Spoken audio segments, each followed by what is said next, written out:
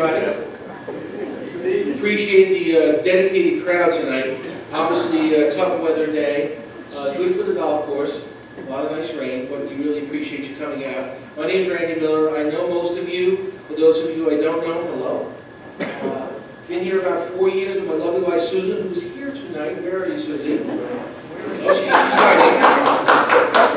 And as I've said many times in everything that I've ever talked about here, we love Boca Road. So with that being said, let's begin the meeting. First on the agenda is approval of the February 12th board retreat minutes. Can I get a motion for that, please? Second? All in favor? Okay, so approved. And next up, we're going to have the financial results. We are going to ask Ron Marcucci, our CFO. This is a little bit of change in how we're doing things. So from here on in, Ron, who manages our accounting and our finance and our numbers, our CFO at the club, he will be the person that will be making these presentations going forward. Without further ado, Ron? And it's a good time to take over because we have good news. So for the month of January, it's the first month of the fiscal year, we have a budget of just over $55,000 of net profit, and we actually came in at $58,000, so we were ahead of budget by almost $3,000. Our reserves are still doing well, and then if we look at February, so far as a draft of February, we're almost closed out. Year-to-date budget is 63. We're going to come in at 68, right around there, so we'll be about $5,000 ahead of budget on it. The other thing I want to just give you a little update since this past year on delinquencies or non-performing units. We break them down into two categories: those that are owned by the POA, included in the builder program, and then those members that aren't paying. So you can see in December of 2017, we had 7 units in the POA and the builder program, and we had 27 members not paying, for a total of 34 non-performing units. Through 2018, we were able to reduce the amount of members that weren't paying by 6. We got it down to 21. 4 of those went up into the builder program, which I see as a positive because those homes are getting renovated. The value of those homes will go up, and we'll get them sold to a performing member who wants to be here, live, and enjoy this lifestyle that we have here at Boca Road. As a little bit of an update for 2019, as of last night, around 7 o'clock, we have just tentatively settled 6 of the non-performing bank units with Fannie Mae. We're finalizing the agreement with that. They have agreed to continue on those 6 units to pay dues and all other related expenses, just as though they were a social member. So that is good news for us. So that 21 is going to drop down to 15. So Come on, let's have a little round of applause. Just so you folks know, Ron has been working on this for about 16 months along with Barbara on board here, and it's been a lot of hard work, but literally closed 6 units in the last 3 weeks, and that's 6 units that have been sitting there doing nothing, and now they're dues paying members, which is a big deal. So feel free when you leave the meeting tonight and you spread the word on how the meeting was, don't forget to mention that. Thank you. thank you for your time. They've paid for this year's dues. All 6 of them have paid for this year's dues, and now they're dues paying members. Now they're going to put those homes on the market, and obviously we want people to buy them and continue with them. We collected a significant amount of the amount from all the past years. So it was a significant payment. Pretty much all the money they owed, with the exception of a minor portion of the interest was collected. So it was a good settlement. Hard work by everybody. We've signed a non-disclosure. If you're looking for the exact numbers to that, we can't tell you the exact numbers, but the reality is the club had a significant pickup, which is going to go towards the capital budget and the operating budget for those 6 units. And so it's a win, a triple win, from the operating budget to capital budget and getting 6 dues-paying members in the community. So it's a home run by every account. We're going to hold more questions until later, and then we'll be able to come up to the mic, ask as many as you like, okay? Thank you. Next, we're going to talk about the goals for 2019. I sent out an email a couple of weeks back talking about what's this board going to be doing this year. So there's no question as to what our mission is. We're totally transparent on the mission, and our goal is to hit the mission. There are 6 distinct goals for this year, and they are as follows. First and foremost, numero uno, is to hit our budget. We don't want operating assessments.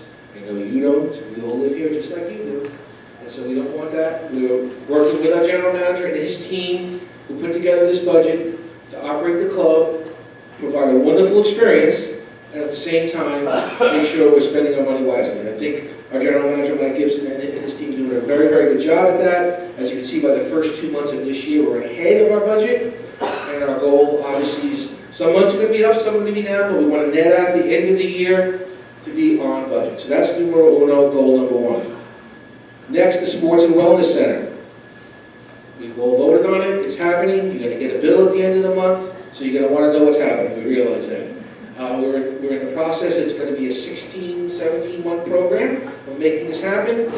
Michael Gibson, along with Steve Sager and Frank, and Mike Zaccaro, who's in the back, are the ad hoc committee that we've... And Ed Elman. Oh, yeah, I'm sorry, Ed, is he here? All right, he's still on the committee even though he's not here. And Ed Elman are representing the community as the ad hoc committee talking about this program. And it's a very big project. We're very committed to being on budget for that as well. Yes, we have a contingency. We're only going to spend it if we need it. We want to be able to deliver on time and on budget. So stay tuned for that. We're going to be giving you, starting in May, we'll be giving you monthly milestones of how we're doing on the project. Right now, it's in permitting, it is the contract negotiation and things of that nature. But starting in May, it's really going to hit the ground running, and we will keep you posted. Michael sends out weekly emails that you all get, and we're also going to produce a little newsletter talking about the Wellness and Fitness Center as well. So that is goal number 2, stabilizing the golf program. Notice I didn't say one membership for those in the audience. I said stabilize the golf program. We're in the middle with our attorneys working on what we're going to offer for you. I promise by the end of the month, we're doing our damnedest to make that happen, to come out with something to show you, whether you're a social member or a golf member, on how we can all work together at Boca Grove to keep our golf going at a reasonable price for the golfers, and at the same time, keep those beautiful backyards in place for the social members. So stay tuned on that, and that's goal number 3. Delinquencies, we just talked about. Ron mentioned, Ron Marcucci, our CFO, spends minimum 20 hours a week on delinquencies. Let me repeat that again. 20 hours a week. So for those of you saying, what's going on there? How come those 6 properties from Fannie Mae took months of negotiation? We spent a full day in negotiation with the folks from Fannie Mae, who flew in from Texas to negotiate those 6 deals. We're on it. We want to make it happen. It's good for the club, it's good for you, and it's good to have a property that's been sitting here for years become refurbished, sold, and look fresh and bright again. So I promise you, that's a program that Michael Gibson and his team are on literally daily. The apartments, it hasn't gone away. The issues of what can we do? We have 5 units now that the club owns. Probably going to own a 6th. We have a couple rented, as you know. We're in the process of putting together a plan to try to stimulate sales. A few of them have been listed. We're doing everything we can to try to move that forward. It's not easy. It's complicated. We're going to come back to you in a month or 2 with some ideas for your feedback on what we can do to stimulate sales, or at the very least rentals. We also have been successful with the Glimpse of the Grove program, which is our stay-and-play program. We've had 6 people come. 5 of the 6 have interest in buying in the community. It's a nice way to quote-unquote kick the tires of the community. We've done a really nice job. We should all be proud of how we've handled those folks. Our staff has done a phenomenal job of making them feel part of the community when they're here. And we need to do more of that so that people can experience what you know and love as a beautiful Boca Grove. Finally, community cleanup. We have our Mr. Clean, Darrell Nickerson. There he is. He is the person that heads up our ACC, but more importantly, what we're going to do is we're going to be offering you a few things that we haven't in the past, where we want the swales in front of your house to look good. We want your roofs to be clean. We want your driveways to be clean. And then those folks that don't live in the communities where it's not mandatory to do it, with all due respect, sometimes Darrell's chasing some folks to make that happen. So we're going to come out with a program that can make it easier for you to do those services to your house so that we all can look like a top-notch community. So stay tuned. In the next 2 or 3 weeks, we're coming out with something new. Okay? So there you go. That's 6 goals. We're not sitting on our hands. We're not having big dinners at the board meeting. We're working hard to try to make this happen. And there's a lot going on. And with that, Mike Zaccaro, you can ask the first question. Because I saw you raise your hand before. Okay. My questions are for Ron. It's on the budget, so I can talk. Perfect. We handled it. Excellent. You can meet with them separately. Yes. If you have a question, go up to the mic. Okay? If you can't go up to the mic, we can't hear you. Okay? Go right ahead, Bob. Up to the mic, baby. Thank you very much. Welcome. My main question is, with regard to the non-resident membership, do we have a number that we are willing to accept? Now, go back to the day, or to the evening this plan was set. Steve Schultz is the one who brought it to us, and the number we were given was we would have no more than 50 non-resident members.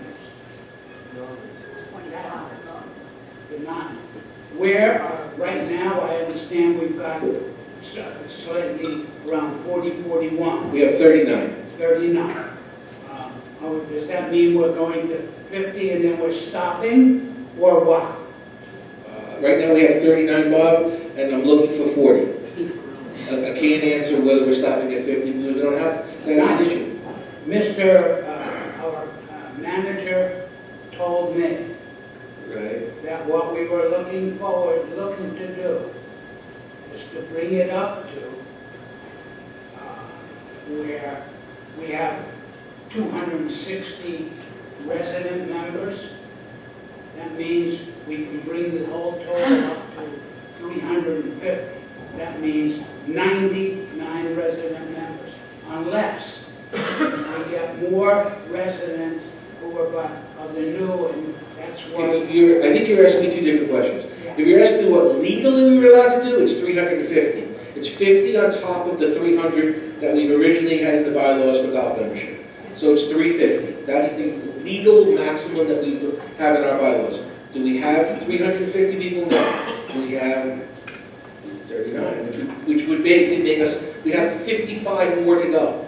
We don't have that problem, Bob. We don't have another 2 people that want to come. I understand. So you're asking me something that could happen 5 years from now? I promise you I'll answer it then.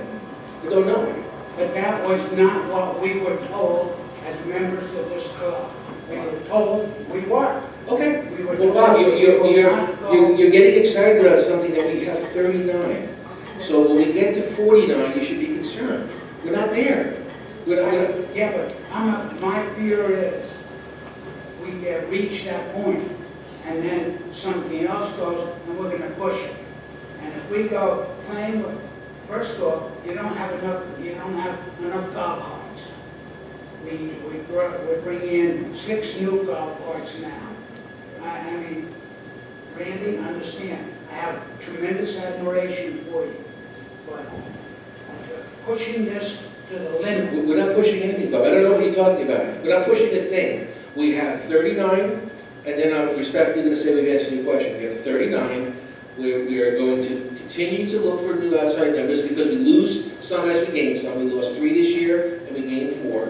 And we'll see how it goes. I wouldn't concern yourself, really. I will accept that if we know we are going to bring in is 50. Okay. If you're Well, going, if you're if going. you want me to say that, Bob, I can't.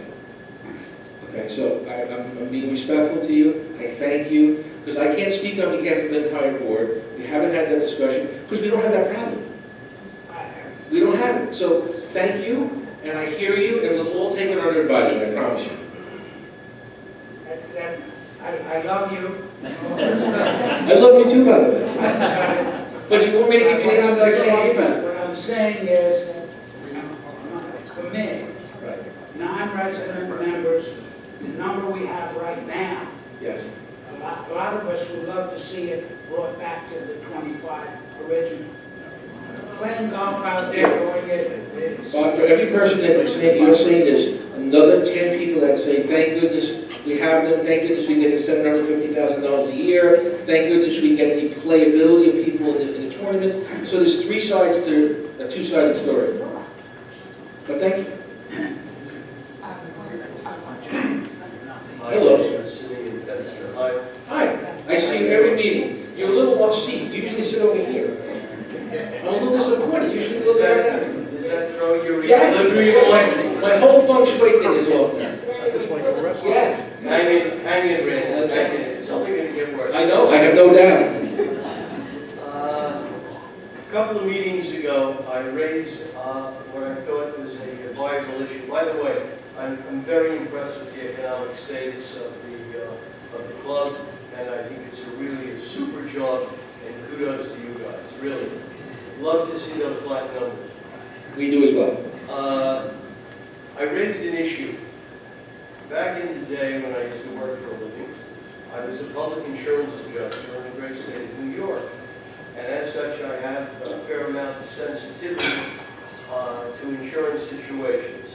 And I became aware that in Florida, because of the hurricanes, there is a huge deductible for hurricanes and sometimes also windstorms, which are not the same thing, which amount to between 2 to 5% of the face of a policy. But what recently happened is that 2 to 5% can be bought back. In other words, you can buy down the amount of the deductible. And I raised the issue more than one time at the meetings. At the last meeting, I approached one of the members of the club personally afterwards. And basically, I said to him, hey, let's get on the program. Let's find out. And he made me a promise that he would see that somebody would call. You see that man right there? Let's see what he That does. somebody would call the insurance broker, and let's find out what the numbers are. Because it seems to me that the club spends 6 figures every hurricane season just to bring the club back from the hurricanes that rip through the facility. And I'd like somebody to pay attention to it, because I'm going to save a lot of money, and it would go direct to the bottom line. Okay, let's see what Bob has to say. Our insurance, most of our insurance policies renew January 1 of every year. So during the insurance renewal process, the committee, the finance committee and everything, we did ask the broker, and we looked at 2 options. The buyback option of the deductible, which I can't off the top of my head get the numbers, was way too costly. And then what I call the Vegas option, where you could buy insurance, and based on how many days the wind got, a gust of wind for like 3 minutes, got above X, you'd get X amount of money back. Looking at all of them, it does seem that it was too costly for the little bit of additional insurance we were getting on it. So it was evaluated, looked at, and not done. As far as Irma and everything, as you know, we had the assessment of $141,000 related to Irma, but we were able to collect a $371,000 claim on that. And one of the reserves in the club that is new is the operating reserve of $141,000. That from that claim, we put that money back into an operating reserve for the club. So we are looking at that. We are potentially looking to maybe self-insure some of that deductible. I think right now our deductible is right around $1.3 million, a little over $1.3 million. So you're correct. It is a significant amount that we have to is our Zurich, our property casualty carrier, did make the same mistake they made in 2017 and did not exclude any damage to the golf course in the wind exception.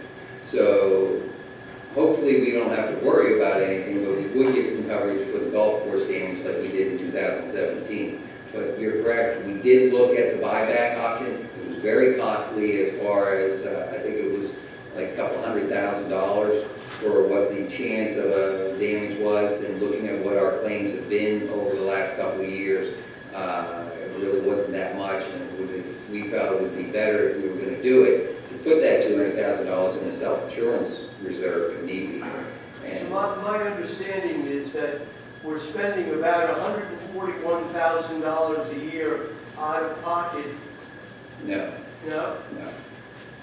Unlike, I mean, at my last club that was on a barrier island, we spent about $15,000 to $20,000 a year on hurricane readiness. Here, we're not spending anything. Last year, we spent there was $141,000 for, back in when Irma hit, there was $141,000 worth of expense, which included lost food and everything else due to the generator not working.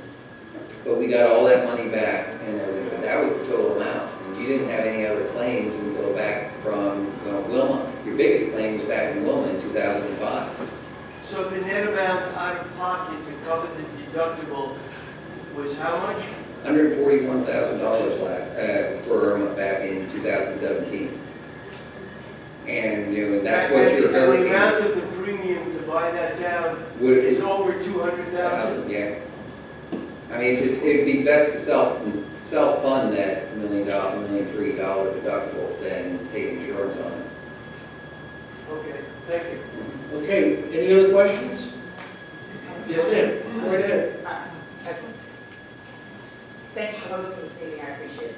My name is Stacy Grant, and I have quite a few ideas, of which I'm going to bring some of them up in person to Mr. Gibson at some point in the future. Okay. However, I'd like to follow on one point that did come up, and that is with your outside memberships. I've met quite a few people on the tennis court, and they're delighted with our facility, as they should be, because it is a wonderful place where we live. I mean, everything's immaculate, whether it's the golf course or our facilities or our tennis courts. Everyone comes and said they absolutely love it here. So I said, would you like to buy my house? Because I'm one of the 49 houses that are now on the market, of which that's over 10% of the houses in here that are now on the market. Yes. That range from, I think 6 hours ago, another house just came up that I happened to see, all the way up to, I think, 436 days on the market, which is about an average of 136 days on the market now that we're seeing. And they said, why would I want to live in Boca Grove when I can get, quote, a cheap membership and have all your lovely amenities? So I said, nothing. My mouth dropped. I said, gee, they're actually right. I would like to have an outside membership and live someplace else, perhaps maybe in Lotus or Boca Bridges, and have a great, new, lovely home with wonderful landscaping and nice new amenities.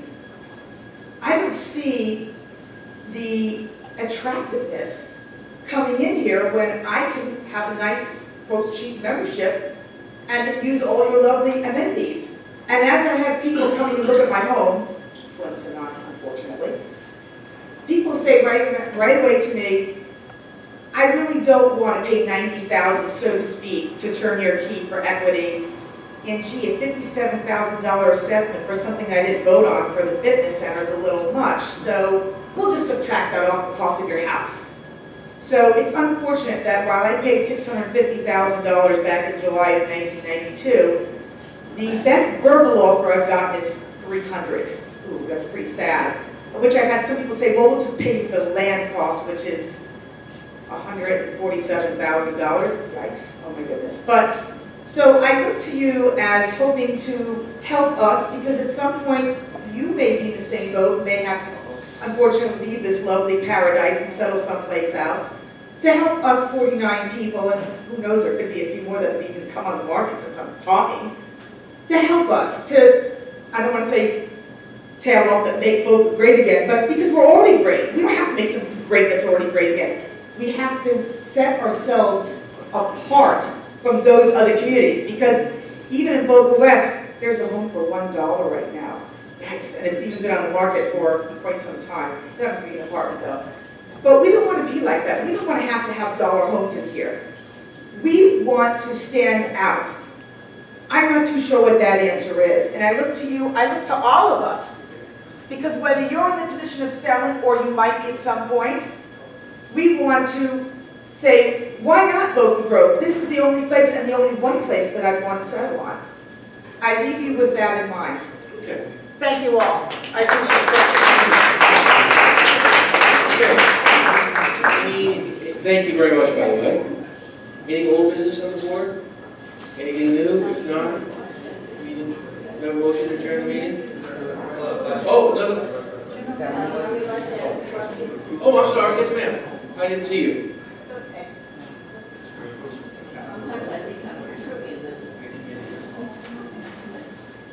I know exactly how you feel.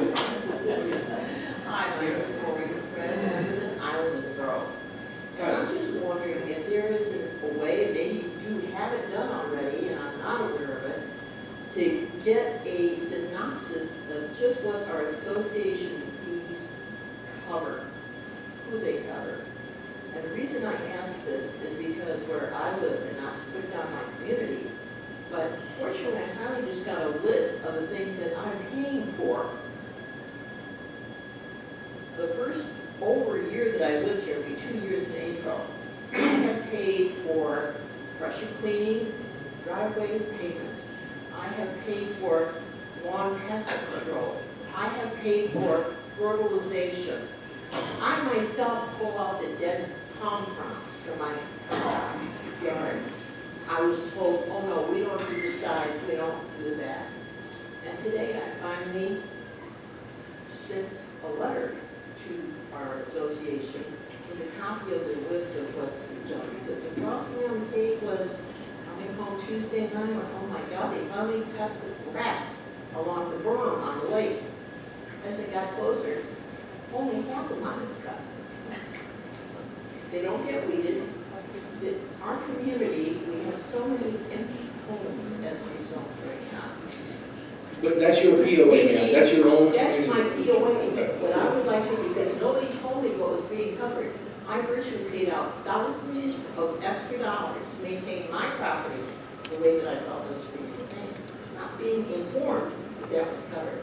So my request from here is to find out what our association fees are covered. You talking about the community fees versus your own little community? No, you have nothing to do with my little. Okay, also, okay. I'm talking about both No problem. road fees Yes. that I pay.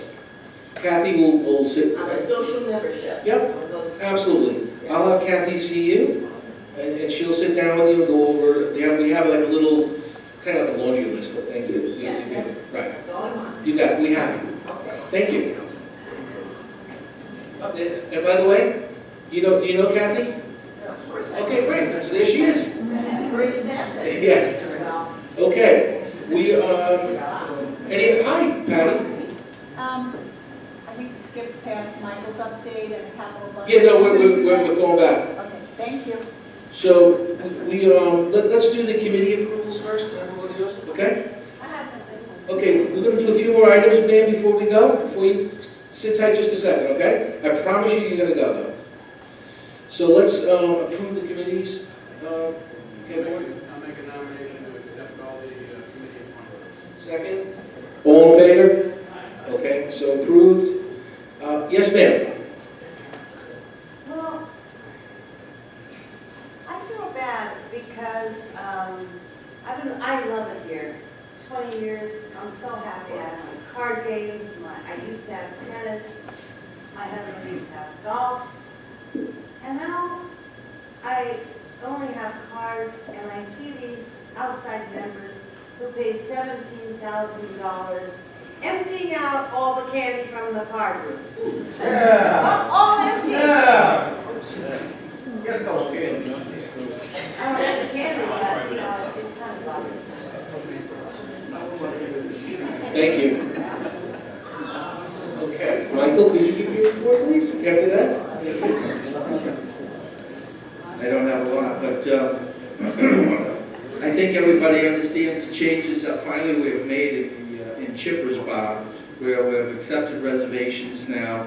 We've opened up our dining process in Chipper's to include Chipper's Bar, Chipper's Casual Dining Area, and the West Wing. The West Wing is a little bit more formal and certainly a little quieter than Chipper's Casual Dining and Chipper's Bar. The menu, I think you'll agree, is a wonderful menu that kind of makes us more of a restaurant first and a sports bar second. And I hope that you'll enjoy and make reservations and bring your guests. We're finding a very good response from those changes, and it took a while to get there, but thank you for all your input over time. We put up a brackets. These are called the brackets for those of you that are not familiar. This is March Madness. It starts on Thursday. Actually, last year at this time, we opened Chipper's for the first time ever, so it's hard to believe. We will celebrate an anniversary this week. March Madness starts on Thursday. If you would like to select your team that you think will advance to the Final Four and the National Championship, we have those all over. We email them to you, and they're all over the club. Fill them out and drop them off either at the golf shop, front desk, or in the administrative office. Go ahead. I think that's it. We're not going to talk about the 39 and counting non-resident. No, please. Okay. Next item on the agenda is the approval of the 2019 capital budget. Can I get a motion, please? Second? Second. All in favor? Aye. So approved. Okay, anything else? If not, this meeting is adjourned. POA coming up right now. Take a deep breath. POA meeting. Here it is. You can go see. You can go into Ron's office. Ron somewhere. Yes. Yep. Okay. Cool. Let's get an approval of the January 15th POA minutes. Second. All in favor? Okay. Ron, financial results.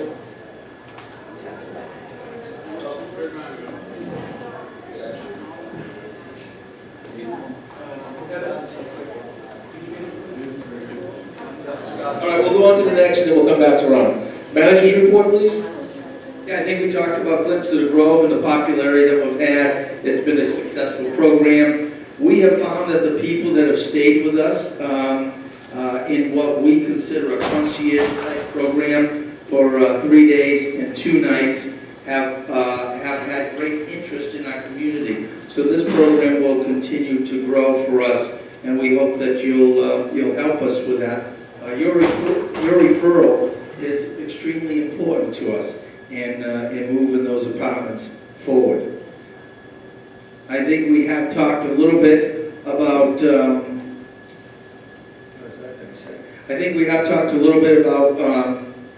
sellers and how many houses we have on the market. You're correct. We started with 46 today. I think we have 3 additions to take us to 49. It is a moving target. So far this year, we've had 4 closings. That has a tendency to make people nervous. I will tell you that we did look at last year at this time, and we had 6 closings last year. It is a slow start in the market. I don't see Mr. Bush or any of the, he's back there, any of the other real estate brokers or agents that are members know that the market is a little slow. We have activity. We have, like someone said earlier, we have about 10% of our community that is available for sale and listed. That's a very high number. We hope to continue to see activity and hope to get more closings as we finish through the fourth quarter. Some statistics on the 46 properties: 2% were made up of condos, 3% zero-lot line homes, and 5% are single-family homes. We're going to put up a map here and explain a little bit what's happened. As part of the revitalization of Boca Grove, not only at the club level, but certainly in the community level, we have looked for people to invest. And probably one of the challenges we've had over the last few years is that people stopped investing. Even people that own homes start fixing their homes. And we do find that out of 444 units, we have a lot of units that wouldn't be considered great sales. Values have come down, and the desire to live here has followed. So we finally have now 9 builders in our program, including the POA, which would make number 10 because we have revitalizing condos. And the yellow dots up there denote the 10 builder homes that we have. Now, the club does take a little hit because the builder homes are not paying dues, so those are unperforming units. The blessing is that those are going to come on the market, revitalized, refurbished, renovated, and ready to sell. I think we've all seen Ed Elman become very successful in his process, and he continues to have success from sorry, Mr. Elman. So he continues to have success with this process, and we hope that this will continue to go. But to have 9 different homes that people are now willing to invest their money because they believe we're going in the right direction is very positive. Ron mentioned earlier that we have been dealing with Fannie Mae. They had 6 homes. The red homes there denote the homes that Fannie Mae owned that we have recently, they have recently become active members. They are paying dues now. They're not non-performing anymore, and we settled a great lawsuit with them that we feel very, very happy about. So these are real positive things. The glass is half full, not half empty. Even though we have a lot of homes for sale, there's a lot of positive stuff happening. That's it, Randy. Thank you. Thank you. We did touch upon the 2019 goal for the POA was the community cleanup, so Darryl, I'm sorry I jumped the gun before, but you're still Mr. Clean. And next, we'd like to bring on Scott Diabli. There's Scott. He's going to talk about traffic control, safety, and security. Everybody's face.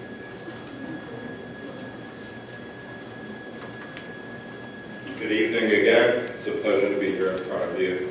Well, first of all, since it's on the slide, one of the things that we spoke about briefly, and I'm working very closely with the ACC and Mr. Nickerson, of course, is revitalizing our swales. Curb appeal is very important, especially when it comes to sales, which has been quite an important topic tonight. So we're in the process of receiving bids and getting different landscapers to come in here to give us an idea of what it would cost if you so chose to improve your swale and improve the curb appeal of your home. As you've seen here of late, and unfortunately because of the weather we had to slow down, but we're trying to revitalize the existing speed humps and repaint them, and hopefully replace some of the reflectors that unfortunately over time have dislodged or displaced themselves.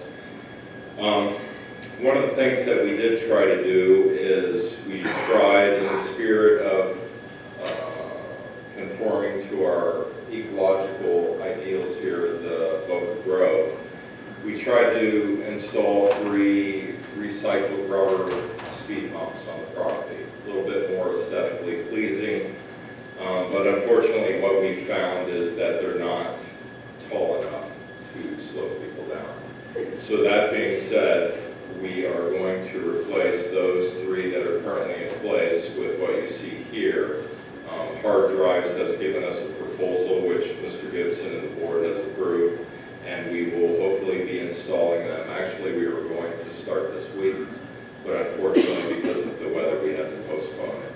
But where you currently see the 3 rubber speed humps, they will be replaced by what you have grown accustomed to, the asphalt speed humps. And they will have the slots on both sides for the golf carts for your convenience, bicyclists, walkers, etc. Any questions about that? Oh, one last thing, and I apologize. The 3 that we do have will be reallocated to different locations. We've looked at, excuse me, 2 areas on Mandarin, possibly Valencia, and near the entrance to the golf maintenance facility where the gentlemen bring their tractors out, which is somewhat dangerous. So, yes, sir. I live on Rosedown Court, and for like 2 years, I've been talking about people that fly down Boca Boulevard. Yes, sir. You know, the housekeeper's almost been hit, I've almost been hit. Right. So then you did put in the rubber tire thing, which now people, including the staff with the golf cart service in the morning, they just drive right around it, and now my lawn is getting torn up, and Yes. my sprinkler heads are being broken. Yes. And in speaking with Kathy, and I think I've emailed and spoken with you, Yes, sir. you know, it's just unacceptable for people to come out of that stop sign and go 40, 50 miles an hour down the road just because they can open up their Ferrari and not get a ticket. And the last conversation that I had with Kathy was, why don't we let the police back in here? And why don't we encourage them to give tickets? Because this elusive camera that really doesn't ever seem to get on the Boca Grove Boulevard, and maybe it's still broken and nobody's gotten it back out again. You know, if you guys can't do the job, as a resident, I would prefer that you openly invite the police to come back in here and let them set up a gun and let them start giving tickets. When I asked why security couldn't give tickets, I was told that the residents get really upset and it's not a comfortable position. I don't really give a shit about their position. What I give about is the fact that when I need to go across the street and I'm walking, I don't want somebody flying down the road, swerving around me when I've got my hands full with two dogs. It's just not the way that it should be when you... Sir, I'll handle that. Okay. So we spent a lot of time today at the board meeting, just so you know, discussing this very topic. And we will be making a decision very, very quickly on whether we're going to bring back the sheriff and his or her crew. And in all likelihood, we will be, but we need to find out how it works, what's the economics behind it, the hours, you know, the whole process. But we hear you loud and clear. That's the reason why we changed these lower speed bumps to higher speed bumps, which I realize is not going to stop the 50-mile-an-hour Maserati. Maybe it'll bottom out to 50. Right. However, we are seriously thinking about bringing them back. So just so you know that. Is the camera in use? Pardon me? Is the camera... The camera is not in use as we... Why? We've decided to potentially use the sheriff. Because the camera needs to be calibrated correctly. We have it calibrated. We're not looking to have people sue us every time we send out a ticket, which is what we had last time. So we are saying, let's let the sheriff come in, do his thing, and then people won't say a But word. you do realize that every other community are using cameras and that it does generate revenue. Yes, we realize that. So We why also are realize, we we so also realize, backwards? I'm answering your question, we also realize that the communities use the sheriff as well. What you're ultimately doing, which is frustrating to me, having dealt with this for 3 years, is trying to placate me with a non-answer. I'm not placating you at all. No, you're not. You're really just annoying me. Somebody needs to get a hold of this and deal with it so people stop speeding. If you are incapable of doing it, then please get the police in here to do it. And that's what I'm just telling you we're doing. I just mentioned to you, we're What doing. is the time limit for you to make a decision about what to do? Can you tell me in 30 days that you'll have it dealt with? I will tell you at our next board meeting, we will, okay, well, you can shake your head, that's fine. No, I Okay, understand how this is a things new are done, board. but they don't get done. Okay, well, this is a new board. We've accomplished quite a bit in the last 6 weeks, and we, as I told you, before you mentioned this was a topic this evening on our docket to discuss. We spent about 45 minutes on this. So it's not like it's on deaf ears. We realize the severity of it. We're the ones that took the position to put the extra speed bumps down, and we're the ones that also said change them, without you mentioning. So we're on the same page as you. We all live All here right, together. let's see what happens, but I don't understand why we have security if nobody's willing to enforce the rules. Okay, well, I guess give us a chance, is what I'm saying. Thank you. Yes. Not to me, after there are speed bumps, we don't use them. The doer, and we'll slow people down to a really slow speed, because these wide ones, narrow ones go over there, your car flies, it's fine. There are some that they use in Europe that are about 2 meters long, and it's a whole series of small ones, so it creates a vibration with the car going across. Nobody goes flying over those. We need to slow down, because it wreaks havoc on it, and it works. So if you want, I will have to go through with you, I'll show you what it is, and it's almost a certainty so people will be slowing down to a very reasonable speed. Okay. We're open.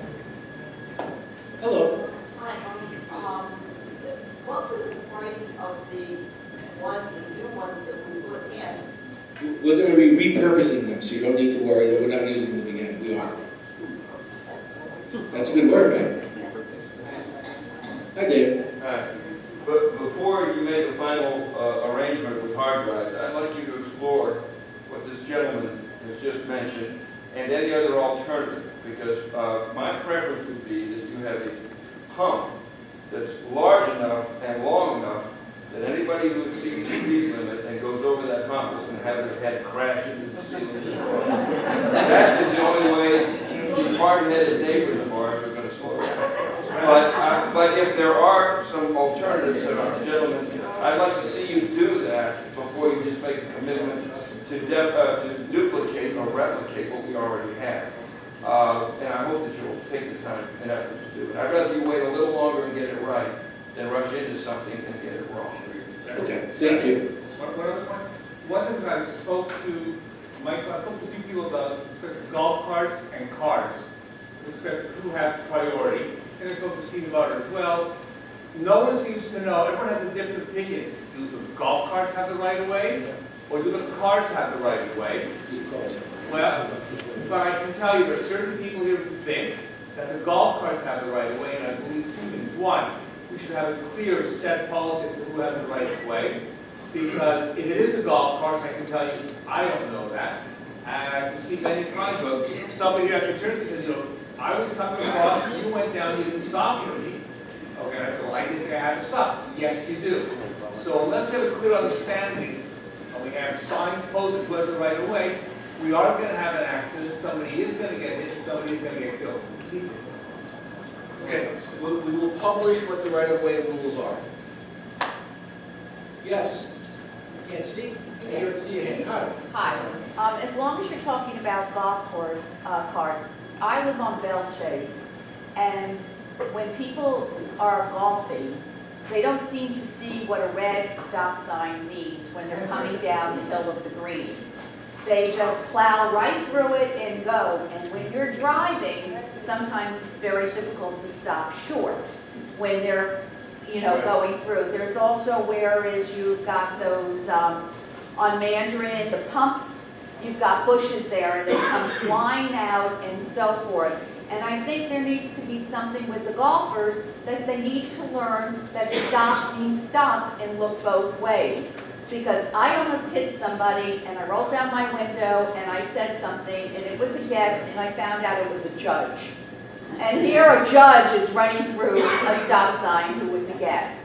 But they really, that's going to be, and especially you've got some of these younger kids and so forth. You've got the people who are not members, who are outside members, and they're just running all through the stop sign and it's just an accident waiting to happen. I can say from experience, we were hit by a car that ran a stop sign and he plowed into us. And it's not a nice experience, but it's a two-way street. Yes, the golfer with the golf cart should adhere to the stop signs. People driving their cars should adhere more as much as we do. Okay, thank you. Does the program liability is the only enforceable law? You have, the golfers have their own golf. Each golfer is required to have insurance on their golf cart. Okay, somebody can tell, we're not enforcing the laws for stop signs. I think the program is. Generally, you can't tell. If you see a stop sign, somebody doesn't stop, it's not generally. We're doing our best. If you want to slow golfers down at the roads, put a setup, speed bumps in, they're going to slow down, they're not going to go flying through. They may not stop, but at least they're going to be at a slow speed when they're going across. Okay. One final question, and then we're going to adjourn. Randy, my hands, what's the problem? My hands, what? In democracy, they can have what we Oh, thank you. They can? Yeah, it's democracy. Thank you. Democracy. Thank you. I want to bring up another point, and I thought I brought it up maybe 2 club meetings ago. But again, why is it that walkers tend to walk with the traffic at night? Not even on the side of the road. It's driving me up a tree, and I can't see them. And I try to stop nicely. Please, would you go to the correct side? And these faces that I get, it's ridiculous. We all were brought up to know we walk against traffic. We face the traffic. Because if it's coming, we want to be able to get out of the way. We don't want our back to a car. Now, when you're driving a bicycle, that's a different story. So we need, again, Mr. Gibson, if you can send out a reminder, maybe in your weekly update, to remind those of us that like to walk at night, wearing a dark piece of clothing, why, I don't know. We need to walk facing the traffic. It's for the safety of ourselves as well as for the drivers. Thank you. Thank you. Yes. Just come back to the same, like, give us specifics of how staying light, and what is the process? 6 people have come to use this aid and play. It's $599, 3 days, 2 nights. They stay in an apartment. They get to use the facilities. They get a few meals. We give them a tour of the entire facility. Heather has done, I think, just about all of it. And then we get some feedback after they leave. They fill out a survey on likes, dislikes, and things like that. And what does it matter? Any day they can do it? No. Have to be a whole weekend, you say. Yes. Yes.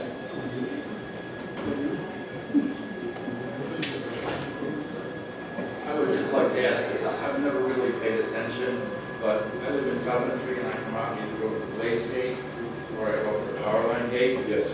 And there are some times during the day when between the people who have parked on the street and the landscapers' trucks are on the street and the air conditioning guys' trucks and everything, that it's duck in, duck out, and there doesn't seem to be any rhyme or reason to how people park on the street. And I know, a little aside from that, one night my wife and I were coming home and we passed Whitaker Avenue, and I think I paid attention, but out of the darkness came a black car parked right off the first green. And I said, whoa. I mean, I just was wondering if you could elaborate on what the rules and regulations are for such. Well, there's a daily odd and even. In fact, when you come through the gate, you will typically see the sign, and that's reinforced by the rovers, the 2 officers that patrol the community. So if they see someone that's not parked on the proper side of the street, they either call the homeowner or make contact with the subcontractor themselves and ask them to relocate their vehicle. That's a day-long effort, mind you. Excuse me. Yes, But sir. that's not being enforced regarding lawn maintenance people. They park on the curb closest to the property they're working on regardless of the lot or even. Okay. And is that acceptable? No. Or is it, so some enforcement needs to be? Yes, I will reinforce that this evening with the captain. And I have another question for the board. How do we verify that every golf cart owner has active and valid insurance coverage? Because that issue that's been raised by the other members of someone getting hurt is a very bad issue if we get sued. So how do you verify that? The golf shop is responsible for every January having golfers come in with their insurance certificate from their insurance company, and then they get a sticker for that year. That is how we verify it. Thank you. Any other questions? For the sake of brevity, I shared this the last meeting, but I'll go through it very quickly. This just gives you a monthly synopsis of what the security officers have performed. If you have any questions on what you see there, feel free to ask me. It's relatively self-explanatory. The contractors. We're going to now vote on the 2019 POA capital budget, and then we'll come back to some final questions. Okay? Second. All in favor? So approved. Okay. Thank you. to the last order of business, except any more questions? Scott, talk about the coyote. Real quickly, the coyotes, we've gotten a few complaints from residents that are either night walkers or early morning walkers, specifically with pets. I've reached out to the Florida Fish and Wildlife Commission. They are a nuisance here in South Florida because of our proximity to the Everglades. It is mating season. We have seen 2 up near Hidden Lake at the Glades entrance. The suggestion that was made to me, because they are quite skittish, is to take literally a plastic water bottle, my apologies, fill it with coins, and if you see one, shake it, and they're very skittish and they'll flee, they'll run away. They're very afraid of humans, and especially larger dogs, and little dogs for that matter, so that was the suggestion that was made. Yes, ma'am. A couple of weeks ago, this was during the day, broad daylight, like 1, 2 o'clock in the afternoon. I was on Valencia and I was making a right turn onto Hamlin, and right at the tee box, there was a raccoon that came across the road from the Grand House going towards the tee box.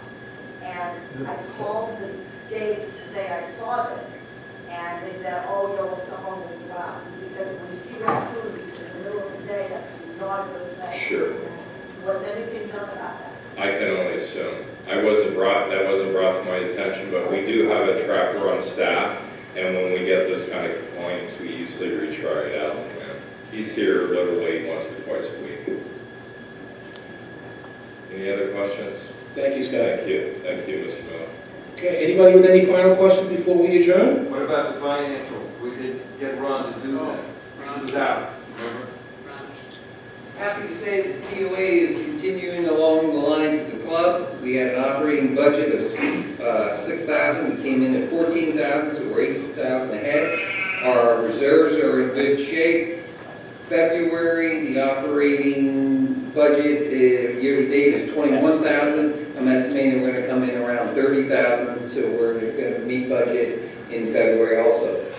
Last comment on club. March ends your food minimum. There's 122 members that still haven't used up their minimum, on average $600. So come on out and eat with us. We've got great food, great places. Come up and use your minimums. Don't get billed for something you didn't spend. Okay, meeting adjourned. So moved. Thank you, everybody.